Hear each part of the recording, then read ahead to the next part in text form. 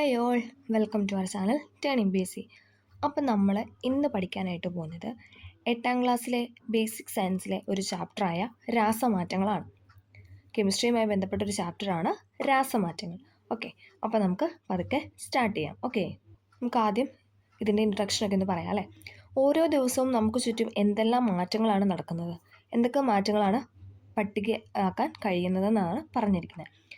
ഇവിടെ കുറച്ച് എക്സാമ്പിളൊക്കെ കൊടുത്തിട്ടുണ്ട്. ജലം നീരാവിയാകുന്നു, വിറക് കത്തുന്നു, ഇരുമ്പ് തുരുമ്പിക്കുന്നു, മെഴുക് ഉരുകുന്നു, പടക്കം പൊട്ടുന്നു, വിറക് വെട്ടുന്നു. അതൊക്കെയാണ് ഈ ചിത്രത്തിൽ കൊടുത്തിരിക്കുന്നത്. ഓക്കെ, അപ്പോൾ അതിനകത്ത് ഭൗതിക മാറ്റമുണ്ട്, രാസമാറ്റമുണ്ട്. അപ്പോൾ നമുക്കത് എന്താണെന്ന് ആദ്യം നോക്കാം. പട്ടികയിൽ ചേർത്ത രണ്ട് തരം മാറ്റങ്ങൾ തമ്മിലുള്ള വ്യത്യാസം എന്താണെന്ന് നമ്മൾ ചിന്തിച്ചിട്ടുണ്ടോ എന്നാണ് ചോദിക്കുന്നത്. ഭൗതിക മാറ്റത്തിൽ പദാർത്ഥങ്ങളിലെ തന്മാത്രാ ക്രമീകരണം വ്യത്യാസപ്പെടുക മാത്രമാണ് ചെയ്യുന്നത്. ഇതൊരു താൽക്കാലിക മാറ്റമാണ്. എന്നാൽ രാസമാറ്റത്തിൻ്റെ പദാർത്ഥം പൂർണ്ണമായി പുതിയൊരു പദാർത്ഥമായിട്ട് മാറുന്നു, അതായത് പുതിയ തന്മാത്രകൾ ഉണ്ടാകുന്നു. ഇതൊരു സ്ഥിരമാറ്റമാണ്. അപ്പോൾ നമുക്ക് അതിനകത്തൊരു പോയിന്റ് കിട്ടിയില്ലേ. ഭൗതിക മാറ്റം എന്ന് പറയുന്നത് എന്താണ്? അത് താൽക്കാലികമാണല്ലേ, ടെമ്പററി ആണ്. പക്ഷെ അതേസമയം രാസമാറ്റത്തിൽ എന്ന് പറയുമ്പോൾ എന്താണ്? അതൊരു പെർമനൻ്റ് ആയ മാറ്റമാണ് അല്ലേ.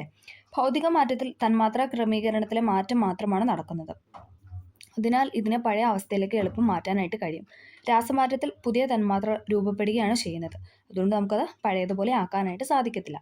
ഓക്കെ, അപ്പോൾ നമുക്കത് ജസ്റ്റ് നോക്കാം. ഇതിനകത്ത് തന്നിരിക്കുന്ന പോയിന്റ്സ് തന്നെ നമുക്ക് നോക്കാം. ജലം നീരാവിയാകുന്നു. നമുക്ക് ആ നീരാവിനെ വീണ്ടും എന്താണ്? അത് ജലമാക്കാൻ പറ്റും അല്ലേ. നീരാവിയായിട്ട് പോകുന്നത് തന്നെ ജലമാണ്. അപ്പോൾ അതെന്ന് പറയുന്നത് എന്താണ്? ഭൗതിക മാറ്റമാണ്. ഇനി വിറക് കത്തുന്നു. നമ്മൾ വിറക് എടുത്ത് കത്തിച്ചു. ആ വിറക് നമുക്ക് കത്തിച്ച് കഴിഞ്ഞാൽ ചാരമാണ് കിട്ടുന്നത്. പക്ഷെ അതേസമയം ആ ചാരത്തിന് നമുക്ക് വിറകിലോട്ട് മാറ്റാൻ പറ്റുമോ? ഇല്ല അല്ലേ. അപ്പോൾ അവിടെ എന്താണ്? അവിടെ ഒരു രാസമാറ്റമാണ് നടന്നത് അല്ലേ. നമുക്കത് തിരിച്ച് ആ ഒരു അവസ്ഥയിലേക്ക് കൊണ്ടുവരാനായിട്ട് സാധിക്കത്തില്ല. അപ്പോൾ അതുകൊണ്ട് തന്നെ ആ അവസ്ഥ എന്ന് പറയുന്നത് പെർമനൻ്റ് ആണ്. അതായത് നമുക്ക് ചാരത്തിന് പിന്നെ വിറകാക്കാൻ പറ്റുമോ? ഇല്ല. അടുത്ത് ഇരുമ്പ് തുരുമ്പിക്കുന്നു. അതെന്താണ്? രാസമാറ്റമാണ്. ആ തുരുമ്പിച്ച സാധനത്തിന് നമുക്ക് ഇരുമ്പാക്കി എടുക്കാൻ പറ്റും? ഇല്ല. മെഴുക് ഉരുകുന്നു. ഒരു മെഴുകുതിരി നമ്മൾ കത്തിച്ചു, അത് ഉരുകി മെഴുക് താഴേക്ക് വന്നു. ആ മെഴുക് പിന്നെ എന്താണ്? വീണ്ടും അത് നമുക്ക് ഉരുകി യൂസ് ചെയ്യാനായിട്ട് പറ്റും അല്ലേ. അതെന്ന് പറഞ്ഞാൽ ടെമ്പററി ആണ്. പടക്കം പൊട്ടുന്നു. പൊട്ടിക്കഴിഞ്ഞ പടക്കത്തിന് നമുക്ക് വീണ്ടും അത് പടക്കാക്കാൻ പറ്റുമോ? ഇല്ല അല്ലേ. വിറക് വെട്ടുന്നു. വെട്ടിയ വിറകിനെ എന്താണ്? നമുക്ക് വെട്ടാത്ത വിറകാക്കാൻ പറ്റും? ഇല്ല അല്ലേ. അപ്പോൾ ഇതെന്നൊക്കെ പറയുന്നത് എന്താണ്? ഇതൊക്കെ രാസമാറ്റം, ഭൗതിക മാറ്റം. അപ്പോൾ ആ ഒരു എക്സാമ്പിൾ നിങ്ങൾക്ക് ക്ലിയർ ആവാൻ വേണ്ടിയിട്ട് പറഞ്ഞതേ ഉള്ളൂ. ഓക്കെ, അപ്പോൾ നമുക്ക് അടുത്ത പോയിന്റിലോട്ട് കടക്കാം. ഇനി കുറച്ച് എക്സ്പെരിമെൻ്റ് ഒക്കെ പറഞ്ഞായിരുന്നു, അതൊന്നും നമുക്ക് വേണ്ട.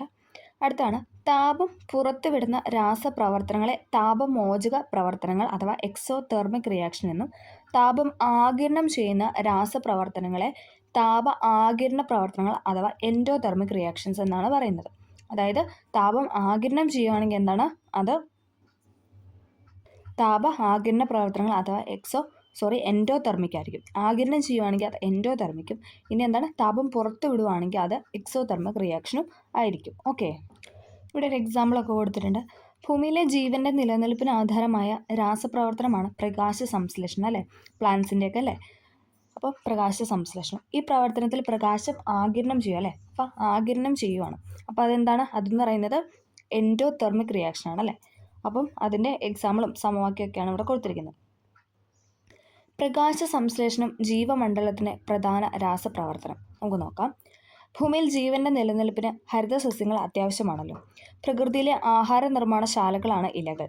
സസ്യങ്ങളിലെ ഹരിത കണങ്ങൾ സൂര്യൻ്റെ പ്രകാശത്തിൻ്റെ സാന്നിധ്യത്തിൽ ജലവും കാർബൺ ഡൈ ഓക്സൈഡും ഉപയോഗിച്ച് ഗ്ലൂക്കോസ് നിർമ്മിക്കുന്നു.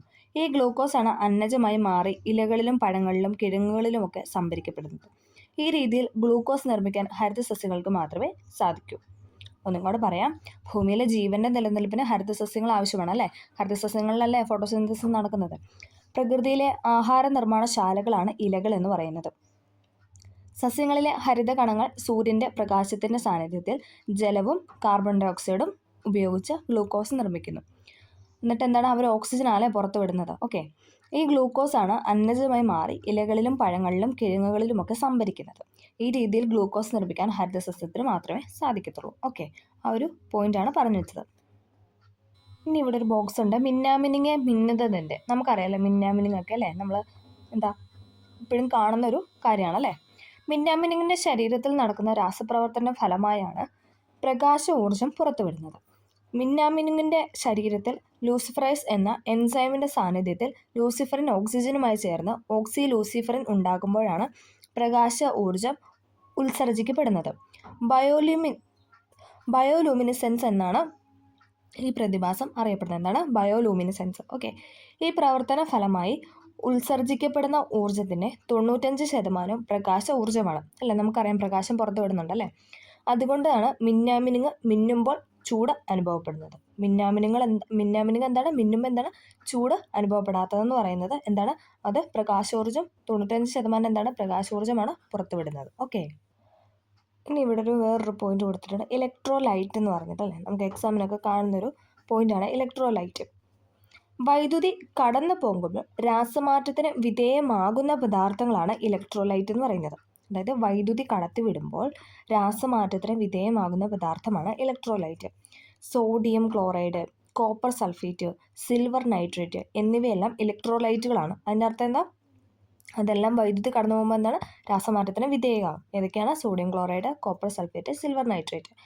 ആസിഡുകൾ, ആൽക്കലികൾ, ലവണങ്ങൾ തുടങ്ങിയവയെല്ലാം ഉരുകിയ അവസ്ഥയിലും ജലീയ ലായനികളിലും ഇലക്ട്രോലൈറ്റുകളാണ്. ഇലക്ട്രോലൈറ്റുകളിലേക്ക് വൈദ്യുതി കടത്തിവിടുന്ന ബാറ്ററിയുടെ ധ്രുവങ്ങളുമായി ബന്ധിപ്പിച്ച ദണ്ഡുകളെ ഇലക്ട്രോഡുകൾ എന്നാണ് പറയുന്നത്. ഇലക്ട്രോലൈറ്റുകളിലേക്ക് വൈദ്യുതി കടത്തിവിടുന്ന ബാറ്ററിയുടെ ധ്രുവങ്ങളുമായി ബന്ധിപ്പിക്കുന്ന അല്ലേ 2 ദണ്ടുണ്ട്. അപ്പോൾ ആ ദണ്ടുകൾ എന്താണ്? ഇലക്ട്രോഡുകൾ എന്നാണ് പറയുന്നത്. ഓക്കെ. പദാർത്ഥം വിഘടനത്തിന് വിധേയമാകുന്ന പ്രവർത്തനമാണ് വൈദ്യുത വിശ്ലേഷണം. പദാർത്ഥം എന്താണ്? വിഘടനത്തിന് വിധേയമാകുന്ന പ്രവർത്തനമാണ് വൈദ്യുത വിശ്ലേഷണം അഥവാ ഇലക്ട്രോളിസിസ് എന്ന് പറയുന്നത്. പദാർത്ഥം വിഘടനത്തിന് വിധേയമാകുന്ന പ്രവർത്തനമാണ് ഇലക്ട്രോളിസിസ് അഥവാ വൈദ്യുത വിശ്ലേഷണം. ഓക്കെ. ഇനി നമുക്ക് പഠിക്കാനുള്ളത് ഇവിടെ ഒരു ബോക്സ് കൊടുത്തിട്ടുണ്ട്, സെല്ലും അത് ഉപയോഗിക്കുന്ന ഉപകരണങ്ങൾ എന്ന് പറഞ്ഞിട്ട്. ഇത് എക്സാമിന് ചോദിച്ചു കണ്ടിട്ടുണ്ട്. നമ്മൾ ഇതിനകത്ത് സെലക്റ്റീവായിട്ട് മാത്രമേ പറയുന്നുള്ളൂ, കാരണം എക്സാമിന് ചോദിക്കുന്ന പോയിന്റ്സ് മാത്രമേ പറയുന്നുള്ളൂ. ഓക്കെ. കുറേ എക്സ്പെരിമെൻ്റ് ആണുള്ളത്, അതൊന്നും നമുക്ക് വേണ്ട. സെല്ലും അത് ഉപയോഗിക്കുന്ന ഉപകരണം നമുക്ക് നോക്കാം. റേഡിയോകൾ, ക്യാമറ, ക്ലോക്ക്, കളിപ്പാട്ടം. എന്തൊക്കെയാണ്? റേഡിയോ, ക്യാമറ, ക്ലോക്ക്, കളിപ്പാട്ടം. ഇതിനകത്തൊക്കെ നമ്മൾ ഉപയോഗിക്കുന്ന സെല്ലെന്ന് പറഞ്ഞു കഴിഞ്ഞാൽ ഡ്രൈ സെല്ലായിരിക്കും. ഓക്കെ. ഇതിനകത്തൊക്കെ നമ്മൾ യൂസ് ചെയ്യുന്നത് ഡ്രൈ സെല്ലാണ്. ഏതൊക്കെയാണ്? റേഡിയോ, ക്യാമറ, ക്ലോക്ക്, കളിപ്പാട്ടം. അതേസമയം വാച്ച്, കാൽക്കുലേറ്റർ, ഇലക്ട്രോണിക് ഉപകരണങ്ങൾ. വാച്ച്, അല്ലേ? നമുക്കറിയാനത്തൊക്കെ വട്ടത്തിലൊക്കെ ഇരിക്കുന്ന സെല്ലാണ് അല്ലേ? അതാണ് മെർക്കുറി സെല്ല് എന്ന് പറയുന്നത്. വാച്ചുകൾ, കാൽക്കുലേറ്റർ, ഇലക്ട്രോണിക് ഉപകരണങ്ങൾ ഇതിലൊക്കെ നമ്മൾ യൂസ് ചെയ്യുന്ന മെർക്കുറി സെല്ലും, റേഡിയോ, ക്യാമറ, ക്ലോക്ക്, കളിപ്പാട്ടം എന്നിവയിൽ നമ്മൾ യൂസ് ചെയ്യുന്നത് ഡ്രൈ സെല്ലുമാണ്. ഓക്കെ. റീചാർജ് ചെയ്യാവുന്ന ടോർച്ച്, ക്യാമറ ഇതിലൊക്കെ നമ്മൾ നിക്കൽ കാഡ്മിയം സെല്ലാണ് യൂസ് ചെയ്യുന്നത്.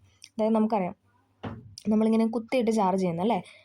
കറണ്ട് കുത്തിയിട്ട് ചാർജ് ചെയ്യുന്നുണ്ട്. അപ്പോൾ റീചാർജ് ചെയ്യാവുന്ന ടോർച്ചിലും ക്യാമറയിലൊക്കെ നമ്മൾ എന്താണ്? നിക്കൽ കാഡ്മിയം സെല്ലാണ് യൂസ് ചെയ്യുന്നത്. ഇനി മൊബൈൽ ഫോണിൽ എന്താണ്? നമ്മളൊക്കെ അത് എപ്പോഴും കേൾക്കുന്ന കാര്യമാണ്, ലിഥിയം അയോൺ സെല്ലാണ് അല്ലേ? മൊബൈൽ ഫോണിലും ലാപ്ടോപ്പിലും ഒക്കെ എന്താണ്? ലിഥിയം അയോൺ സെല്ലുകളാണ്. അപ്പോൾ നമുക്കൊന്നും കൂടെ പറയാം. റേഡിയോ, ക്യാമറ, ക്ലോക്കുകൾ, കളിപ്പാട്ടം ഇതിലൊക്കെ നമുക്ക് ഡ്രൈ സെല്ലാണ്.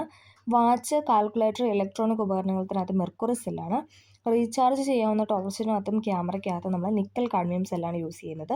മൊബൈൽ ഫോൺ, ലാപ്ടോപ്പ് എന്നിവയിൽ ലിഥിയം അയോൺ സെൽ. അതിൽ മൊബൈൽ ഫോണിൻ്റെ ഇത് ചോദിച്ചിട്ടുണ്ട്. അതേപോലെ തന്നെ ഡ്രൈ സെല്ലും ചോദിച്ചിട്ടുണ്ട് കേട്ടോ. ബാക്കി 2 പോയിന്റും കൂടെ പഠിക്കുക, കാരണം SCERT തന്നിരിക്കുന്നതുകൊണ്ട് തന്നെ ചോദിക്കാനുള്ള ചാൻസ് ഉണ്ട്. വൈദ്യുതി ചാർജുള്ള കണികകൾ നമുക്ക് നോക്കാം.